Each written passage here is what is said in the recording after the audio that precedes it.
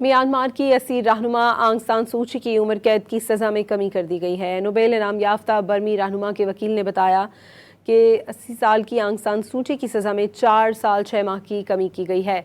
Myanmar के नए सदर बर्मी साल थिंग्यान के मौके पर कैदियों की सज़ाओं में कमी का ऐलान करते हैं, ताहम ये वाज़ेह नहीं है कि सूची को अपनी बाकी सज़ा घर में नज़रबंद रहने की इजाज़त दी जाएगी या नहीं। आंग सान सूची को 2021 में बगावत, बदउनवानी और दीगर मुकदमात के तहत 27 साल कैद की सज़ा सुनाई गई थी।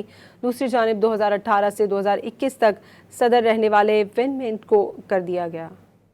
म्यांमार की असीर रहनुमा आंग सान सूची की उम्र कैद की सज़ा में कमी कर दी गई है। नोबेल इनाम याफ्ता बर्मी रहनुमा के वकील ने बताया कि 80 साल की आंग सान सूची की सज़ा में 4 साल 6 माह की कमी की गई है।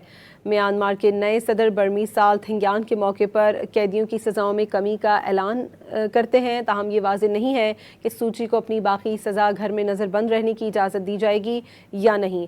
आंग सान सूची को 2021 में बगावत, बदउनवानी और दीगर मुकदमात के तहत 27 साल कैद की सज़ा सुनाई गई थी।